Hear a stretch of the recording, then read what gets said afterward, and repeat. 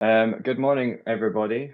Happy World Rewilding Day, and welcome to the launch of the 55th edition of Revolve magazine. I'm Jake Threadgold. I'm the editor-in-chief of Revolve magazine, and joining us today is Pablo Shapira from Rewilding Spain. Welcome, Pablo. It's great to see you again. Thank Um, you. first of all, Pleasure to be here. apologies for the delay. As always, technical issues on my side. I'm not the tech whiz I used to be. 55th edition of the Revolve magazine. As usual, our spring edition focuses on ecosystems. And this year we decided to explore the topic working with nature, with a special emphasis on landscape and nature restoration initiatives in the Iberian Peninsula. So in this issue of the Revolve magazine, which is now available online, we have a guest editorial from Rewilding Europe's co-founder and executive director, Franz Scheppers. We have a feature that is dedicated to landscape restoration work taking place across the Iberian Peninsula. And we have a photo essay or views dedicated to rewilding horses in Spain. The Iberian Peninsula offers a fascinating patchwork of landscapes, ecosystems, and local cultures. It's a land of contrasts and extremes, from the towering mountains of the Picos de Europa and the Pyrenees to the alternatingly scorching and frigid central plains, to the humid coastlines of the Mediterranean, the expansive wild forests, bustling cities like Madrid and Barcelona, and quiet and sometimes empty rural villages. Spain dominates the peninsula both geographically and in terms of football. I had to mention that briefly. It's also simultaneously the world's leading producer of olive oil and Europe's biggest producer of fruit and vegetables, as well as one of Europe's most water scarce countries. And this year, Spain is one of the fastest growing economies in Europe, and yet it retains one of the continent's highest unemployment rates, something that is particularly acute in rural areas and something that it shares with Portugal as well. Both Spain and Portugal are home to a spectacular array of wildlife, from the Iberian lynx in the southwest to the Iberian wolf in the north, the Cantabrian brown bear, bearded vultures, black vultures, and many more species in between. And recently, Spain can lay claim to a new arrival, or perhaps the resurgence of an old resident, depending on the way you look at it, the endangered Przewalski's horse. This is thanks to a rewilding initiative being led by Rewilding Spain, which is active in the Iberian highlands of Castilla La-Mancha, which is a strikingly beautiful and rural area just to the east of Madrid. And last year, I was fortunate enough to visit this initiative with Pablo to see the kind of environmental and societal benefits that can result from such rewilding projects.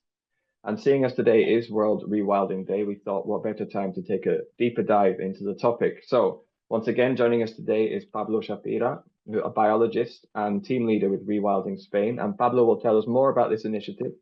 And remember, for those joining online on LinkedIn, feel free to leave questions in the comments, and we will use some time at the end, if possible, to put them to Pablo. And throughout this discussion, at certain points, technology permitting, I will show some snippets of our photo essay as well in this magazine. So without further ado, welcome, Pablo. It's great to see you again. Thank you very much, Jake. It's a pleasure to be here. Thank you for the invitation. So I will start kind of at the beginning. We know from cave paintings and cave etchings that we used to have wild horses that were similar, if not identical, to the kind of horses you're rewilding in Castilla La-Mancha, roaming right across Spain and other parts of Europe as well, which shows that they were seen by our ancestors in the area. And in the Iberian Highlands, you're specifically working with the Przewalski's horse. I wondered if you could maybe start by telling us a bit more about this species. Yeah, so it's a very unique species because there's some this technical academic discussion around the exact origin, but it's practically the wildest horse that remains on Earth, and that horse is the most similar horse that is still alive.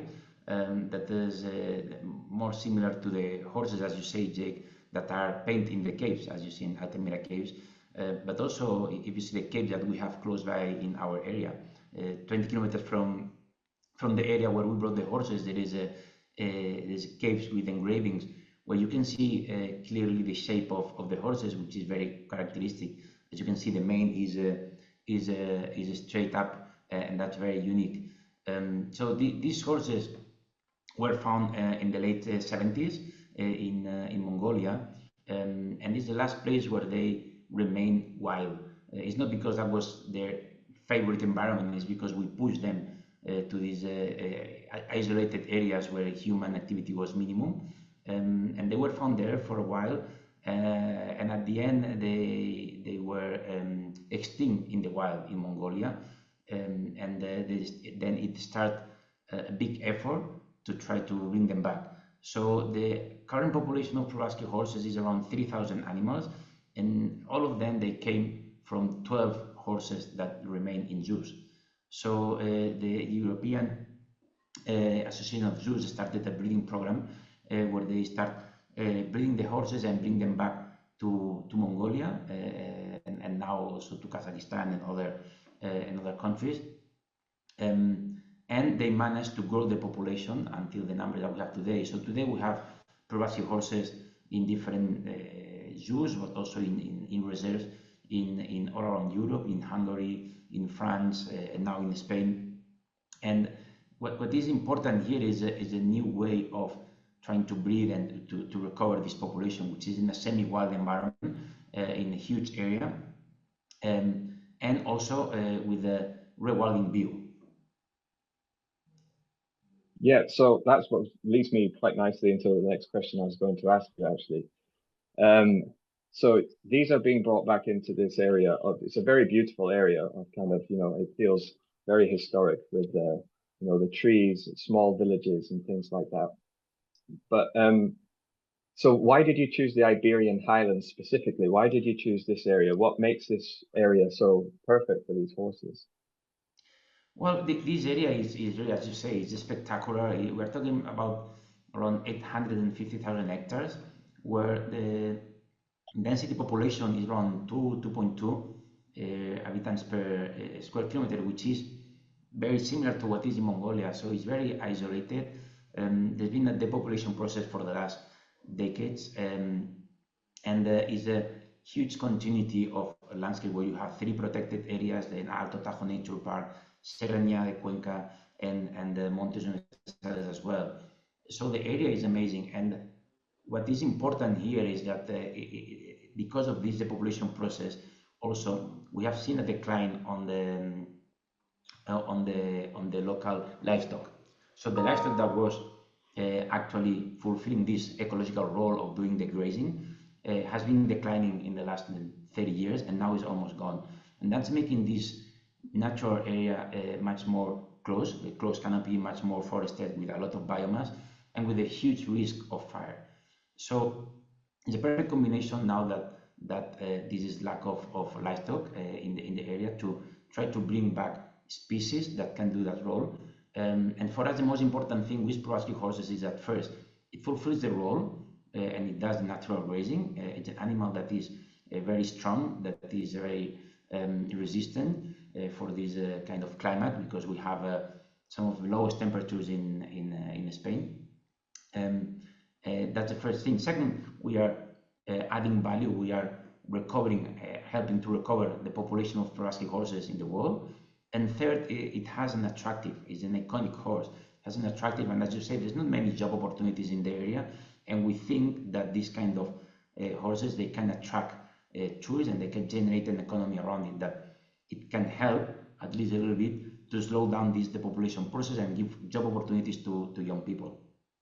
Yeah, that's an interesting point. I mean, you mentioned there's kind of historically there's kind of 2 phases, isn't there? Because like, if you go back thousands of years, we have these large herbivores that were naturally found in the ecosystems, including in this area of central Spain, where you'd have like the wild horses. I mean, going back even further, maybe even, wild rhinos and things like this that would sort of naturally manage the forests and naturally interact with their local ecosystems. And then over the years, as the area kind of changed, it gave rise to more agriculture, and would be sort of you'd have villages and towns of people interacting with the forests. But now, in the 19th century, with the big rural exoduses from these areas of Spain towards the cities, that relationship with the natural environment has also kind of declined. So you end up with this, forests that are very close to villages and are very, compact biomass, so that when you do have a wildfire, it can go out of control quite easily. So, I mean, this kind of leads me into two different questions there. So the wild horses, they're a kind of a nature-based solution against wildfires, which is one of the biggest risks in the area in that part. I mean, you've had some big fires in the past, right? I think.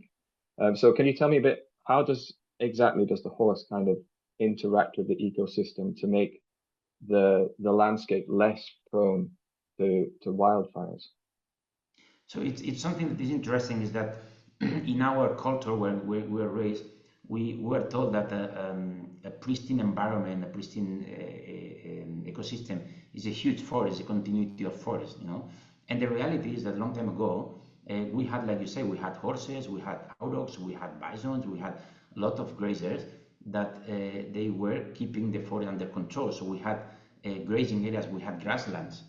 And the natural and the balance situation would be to have not just a continuity of forest, but to have open areas, so have a much more mosaic, more heterogeneity of the landscape.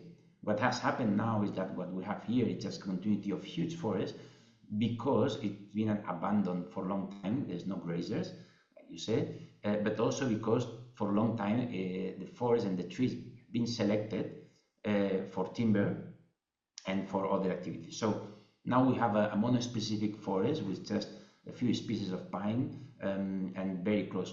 So what we are trying to show here is that by bringing back these horses, but also tauros and other bovines, these animals can keep under control the forest. They can create a mosaic of a landscape. We can have grasslands, you can have a closed forest, and that helps when you have a fire, because when you have a fire, the fire, if it finds a grassland, it's going to stop. But it's a continuous forest, a small fire, a wildfire, which is also a natural process that should occur, it will burn everything. So that's not natural anymore. So these animals, what they're doing, they are keeping the forest open. They are also consuming biomass under the forest, because the forest, now there's a lot of shrubs, and the moment that you have a fire, the amount of biomass is so big that the kind of fires that we are facing today, they are huge. They are almost impossible to stop. So what we expect is these animals to start consuming biomass in the forest, and also keeping areas open and have much more heterogeneity. And that also at the same time is going to help to the biodiversity. The more diverse ecosystem you have, more diversity you will have. So that's these animals, and we are doing a lot of monitoring and studies around it to show this at a medium long-term results. Yeah. Mm-hmm. So that's kind of, you have the one side there of the kind of natural interactions that these animals have, but rewilding initiatives, and especially this one in the Iberian Highlands, brings a lot of social benefits. And you kind of touched upon that in one of your previous answers, where you were talking about jobs and tourism. But I wondered if you could maybe elaborate a little bit more about, I know you employ local people, for example, in Rewilding Spain, you provide quite a lot of employment in the local area where there's a big unemployment problem. So I wonder if you could maybe elaborate a little bit about the kind of social benefits that you see from rewilding. Yeah, so one of the things that we had very clear from the beginning is that everything that we do on rewilding, everything that we do in the field, has to have a socioeconomical benefit, because that's the way that local communities are gonna appreciate it as well, and they are gonna then support it long term. And this initiative should be long term, because you need time to have results in the ground. So it's very important from the beginning that these activities, these restorations, they have to bring a benefit. And how is that happening here? First, as you say, we are contacting with local people. That's the main requirement to start working here, is that we look for local people. And secondly, is that if we don't find local people for certain positions, the requirement is that people has to come and live here. And it's not an easy area to come to live, but it's a requirement because it's important to be part of the community, to be living here, because every person that comes to the area, every person that comes back, it adds value. It adds value because it's money going into the community. It adds value because, like myself, I came with family, and then You have 2 kids that go into school that they have only 7 kids, that adding value to keep the school open. So these are the direct benefits from rewilding. But apart from that, we have a whole department that is working on trying to generate an economy around it. Not only direct jobs, but also, for example, like with the Przewalski or the Tauros, we have agreements with the tour operators that now they are showing these animals and they are bringing people. And that means that these local entrepreneurs, they can start having an income. At the same time, we are promoting the wildlife observation tourism, and we are helping ecotourism entrepreneurs that they want to set up new entities. For example, now we are giving loans to entrepreneurs so that they can start their businesses. We have now given more than 200,000 euros in small loans to different entrepreneurs to start businesses around nature. For example, we have now a company that's called La Maleza that they bought a car, kind of a type of safari car, and now they are doing safari trips to see the horses. And that's generating an economy, and at the same time, it's helping people to see that, well, actually, there is an opportunity here, because as we mentioned before, there's not many job opportunities, and most of the young people is living in the area because there's nothing for them. So we want people to see that as an opportunity, and I think that it's been only 2 years and a half, so it's very early to say, but we have seen a change on the people's mind after 2 years and a half. Yeah, I mean, that's another thing as well, because sometimes you get the feeling with these kind of projects that they kind of come into an area and they start coming and telling people, oh, we need to change this, we need to do this. But I mean, by engaging with local people, I guess that's quite an important factor, right? So if you're coming along with an idea for an initiative or a project, such as the Rewilding Spain initiative in Castilla La-Mancha, how important is it to engage with local people from the very beginning? So you're not only employing local people, but you're also dealing with local landowners, local authorities, mayors, things like that. How important is that? I think that's the key. That's the key is to have this engagement with the local communities, authorities. We work, as you say, we work with municipalities, regional level, provincial level authorities. So it's very important, and there was a very big job done before the initiative was launched in 2022. So it was only almost 2 years of meetings with people to understand what are the needs, to understand the concerns, to find local associations that were already doing conservation work in the field, and generate synergies with them. So for us, it's very important, this contact, and we give a priority to that. For us, even when we have to communicate anything to the general public, before we make sure the local community knows about it, so that they are not going to find out that we brought these horses because they see it in the media. So we spend a lot of time having meetings in the villages with people, especially here, for example, in summer, when people comes for holidays, and these towns that you have only 10, 20 people during the year, in summer you can have hundreds. So then we have meetings, we bring the people to the field so that they can see what we are doing here and why, and they have the opportunity also to raise concerns and to talk about it. For us in Spain, it's very important when we do a presentation, have some drinks after the presentation, because usually people don't ask a lot of questions in public, but then when you go and have some drinks, then people get more relaxed, and then they tell you actually what they think. And I think that this approach and living here has made a difference. Yeah, I can imagine. That's a good point about the feeling more relaxed after like an official presentation or whatever. Having a kind of social environment is good to get get the truths out about people's opinions. Have you faced any kind of challenges when it comes to engaging with local people, or any other challenges when it comes to the environment, perhaps, because it is quite a remote area? So when you're rewilding these horses, what are the biggest challenges you face? Well, yeah, there is many challenges, and but the first challenge, for example, like living in this isolated area, is to build up a team. I mean, to find the right people is difficult, because the people, sometimes they have their jobs already, or they are not living here anymore and they left and they want to come back, but or people that are very valid and they would like to come, but because of the geographical situation and the limitations that you have here. For example, if I have to go to a serious hospital, I need 1.5 hour drive. Here, just in the local hospital, after 3 o'clock, they don't do an X-ray. So that means that you have to drive 1.5 hours just for an X-ray. The school situation is also limited. There's only a few villages they have a school, so you have kids also with limitations. So these things make it difficult to have to recruit people. But I think that we are very lucky because there's amazing people living here already, or people that left and they wanted to come back.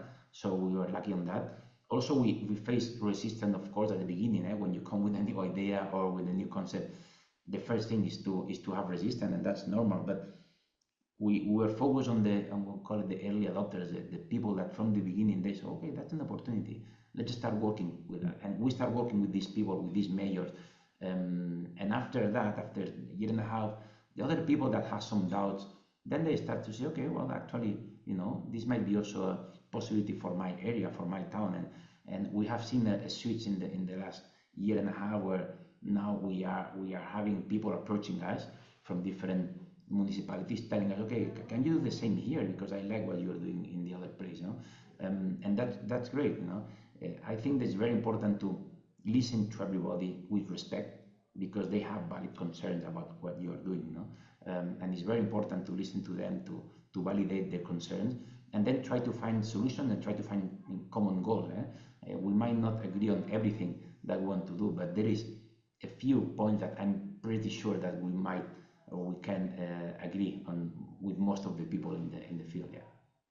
Yeah, that's interesting. I like the point about people getting in touch with you. Have you had people getting in touch with you from other places in Spain asking, would you like to come and do the same thing here? Yeah. That happened quite a lot. But yeah, we just started. Even Rewilding Spain is quite new. It's only like 3 years old. It was founded. So the ambition of Rewilding Spain is not only to work in Iberian Highlands. That's the landscape what we are working together with Rewilding Europe. But Rewilding Spain would like to also expand and do other activities outside the Iberian Highlands. But yeah, we are taking it step by step, making sure that we are doing it right here, and then see how we can start collaborating with other people to see if they can replicate what we are doing here, or do something similar, or yeah, let's see how can we help. So speaking of that, because Rewilding Europe has quite a large network of around about a dozen initiatives across the continent, if I'm not mistaken. And obviously, I mean, it's talked about a lot in the media nowadays, and we are facing it on a daily basis. But with, the climate crisis and biodiversity loss, how important is kind of this idea of rewilding to our sort of general efforts to become more, prepared for climate change, more adapted towards climate change? How important is the initiative of rewilding, do you think? I think it's very important. It's very relevant on the current situation, because, like you say, we are facing a crisis, and we have to take quick steps towards restoring nature, because it's something that it concerns to everybody, and I think it's amazing what Rewilding Europe has done in the last 15 years.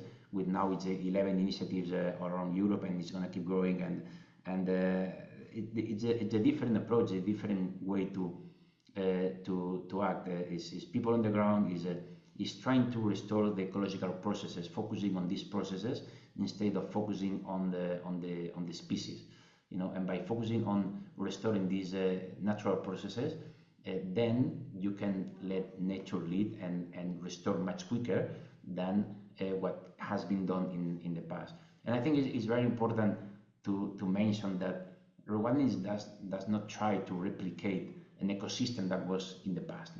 It's actually looking to the future. First, we look into the past just to know what are the ecological processes that are missing, what are the pieces of the puzzle that we need to put together again, and then see how nature is going to drive us to a new, different landscape, because we are having a change on our temperatures, rainfall, everything. So nature is going to adapt to the new changes, but we need to help at the beginning. We need to bring back some pieces, and we need to assist in a different levels in different places, but looking into the future to have much more resilient landscapes. Yeah, it's almost, yeah, like nature almost is acting as a guide in that sense, right? Because it's like nature, I mean, it sounds silly to say because it sounds so obvious, but it's nature naturally adapts and shows us the kind of interactions that can help, adapt to different climate situations, which is what we're dealing with now. Like you said, we've had for the last few weeks lots and lots of rain, but then last year or the year before it was very, very dry. At this time of year, we're getting more unpredictable kind of climate. So these kind of rewilding initiatives can show you how restoring the natural kind of interactions in ecosystems can kind of guide you a little bit. And speaking of the future, then, since I mean you work closely with the horses in Castilla La-Mancha, but you also live there, you're part of the community there, and your colleagues are from there. What kind of future would you like to see for that region of Castilla La-Mancha? If you could kind of design the future, what would you like to see? Well, ideally, in the long term, it would be that we are not necessary anymore. So that actually all the natural processes have been restored, that local people support the restoration, and that then nature can live by itself. And I would love to see how that is creating also an economy around it, and how that is being sustained long term, and people find on nature a way of living in a sustainable way, and potential that, yeah, at the end, that we are not needed anymore, and that all the pieces of the puzzle are put together, and that people live in harmony with nature and having benefits as well, but in a sustainable way. So that would be the ideal. How long that will take, I don't know. I would say between 20 to 50 years. Yeah, I think that's often the sort of the ballpark figure that's given for, effective landscape restoration initiatives, isn't it? Rewilding thing, a kind of landscape vision for 20 years.